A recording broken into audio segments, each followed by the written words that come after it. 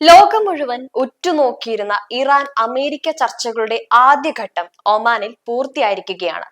പശ്ചിമേഷ്യയിൽ യുദ്ധഭീതി നിലനിൽക്കുന്ന ഈ സാഹചര്യത്തിൽ ഇരു രാജ്യങ്ങളും തമ്മിൽ നടന്ന ഈ പരോക്ഷ ചർച്ചകൾ വലിയ പ്രാധാന്യത്തോടെയാണ് അന്താരാഷ്ട്ര സമൂഹം കാണുന്നത്.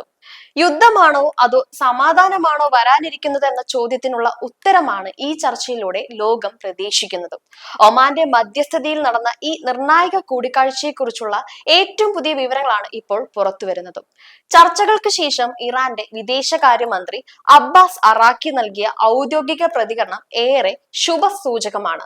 ചർച്ചകൾ ഒരു നല്ല തുടക്കമാണെന്നും അനുകൂലമായ അന്തരീക്ഷത്തിലാണ് കാര്യങ്ങൾ പുരോഗമിക്കുന്നതെന്നും അദ്ദേഹം വ്യക്തമാക്കിയിട്ടുമുണ്ട്. ഇരുപക്ഷവും തങ്ങളുടെ കാഴ്ചപ്പാടുകളും താല്പര്യങ്ങളും കൃത്യമായി പങ്കുവച്ചു എന്നതാണ് ആദ്യഘട്ടത്തിലെ പ്രധാന നേട്ടം. പതിറ്റാണ്ടുകളായി നിലനിൽക്കുന്ന അവിശ്വാസം പെട്ടെന്ന് മായ്ച്ചു കളയാനാകില്ലെങ്കിലും തുറന്ന സംസാരത്തിന് വഴിയൊരുങ്ങി എന്നത് ആശ്വാസകരം തന്നെയാണ്. ഇറാനും അമേരിക്കയും തമ്മിലുള്ള പ്രധാന വെല്ലുവിളി നിലനിൽക്കുന്ന വലിയ അവിശ്വാസമാണ്. കഴിഞ്ഞ 8 മാസത്തെ കടുത്ത യുദ്ധ സാഹചര്യങ്ങളും ദശാബ്ദങ്ങളായുള്ള രാഷ്ട്രീയ പ്രശ്നങ്ങളും ഈ അവിശ്വാസത്തിന്റെ ആഴം കൂട്ടിയിട്ടുമുണ്ട്. വാൾ ഓഫ് മിസ്ട്രസ്റ്റ് അഥവാ അവിശ്വാസത്തിന്റെ മതിൽ മറികടക്കുക എന്നതാണ് ചർച്ചകളുടെ അടുത്ത ഘട്ടത്തിലെ ഏറ്റവും വലിയ കടമയെന്ന് ഇറാൻ മന്ത്രി തന്നെ സമ്മതിക്കുന്നുണ്ട്. ഈ മതിൽ പൊളിച്ചാൽ മാത്രമേ യഥാർത്ഥ പ്രശ്ന പരിഹാരത്തിലേക്ക് ഇരു രാജ്യങ്ങൾക്കും എത്താൻ സാധിക്കൂ. ഈ ചർച്ചകൾ നേരിട്ടുള്ളതല്ല എന്ന പ്രത്യേകത കൂടി ഇതിനുണ്ട്.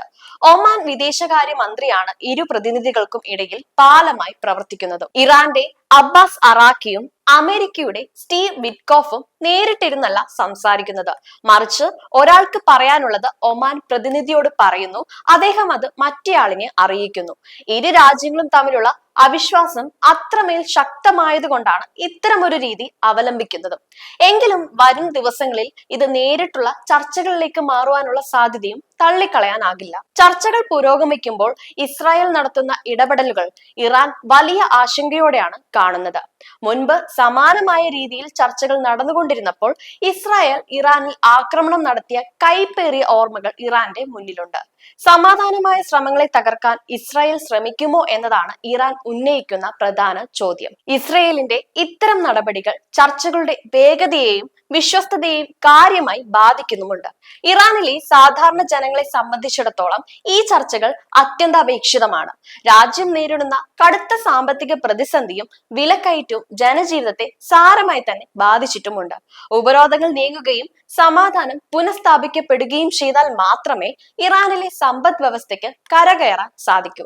അതുകൊണ്ട് തന്നെ ജീവിതത്തിൽ സുരക്ഷിതത്വവും സ്ഥിരതയും ആഗ്രഹിക്കുന്ന ഇറാൻ ജനത വലിയ പ്രതീക്ഷയോടെയാണ് ഈ ചർച്ചകളെ നോക്കിക്കാണുന്നത്. ചർച്ചകളുടെ ആഴങ്ങളിലേക്ക് കടക്കുമ്പോൾ ന്യൂക്ലിയർ എനർജി, മിസൈൽ നിർമ്മാണം തുടങ്ങിയ വിഷയങ്ങൾ പ്രധാന തർക്കങ്ങളായി വരാനിരിക്കുന്നതേയുള്ളൂ. യുറേനിയം സമ്പുഷ്ടീകരണം കുറയ്ക്കണമെന്ന അമേരിക്കയുടെ ആവശ്യവും സ്വന്തം രാജ്യത്തിന്റെ സുരക്ഷ മുൻനിർത്തി മിസൈലുകൾ നിർമ്മിക്കുവാനുള്ള അവകാശവും തങ്ങൾക്കുണ്ടെന്ന ഇറാന്റെ നിലപാടും എങ്ങനെ ഒത്തുപോകും എന്നത് കാത്തിരുന്നു കാണേണ്ടതാണ്.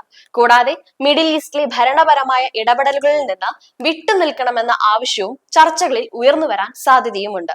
ആദ്യഘട്ട ചർച്ചകൾ പൂർത്തിയായതോടെ പ്രതിനിധികൾ തങ്ങളുടെ രാജ്യങ്ങളിലെ ഭരണ നേതൃത്വവുമായി കൂടുതൽ കൂടിയാലോചനകൾ നടത്തും. അമേരിക്കൻ പ്രതിനിധി സ്റ്റീവ് വിറ്റ്കോഫ് പ്രസിഡന്റുമായും ഇറാൻ പ്രതിനിധി അവിടുത്തെ പരമോന്നത നേതൃത്വവുമായും കാര്യങ്ങൾ സംസാരിക്കും. ഇതിനുശേഷമായിരിക്കും രണ്ടാം ഘട്ട ചർച്ചയുടെ സമയവും സ്ഥലവും തീരുമാനിക്കുക. ആദ്യഘട്ടം നൽകിയ പോസിറ്റീവ് എനർജി തുടരാൻ കഴിഞ്ഞാൽ ലോകത്തിന് തന്നെ ഗുണകരമാകുന്ന ഒരു തീരുമാനം ഒമാനിൽ നിന്ന് പ്രതീക്ഷിക്കാം.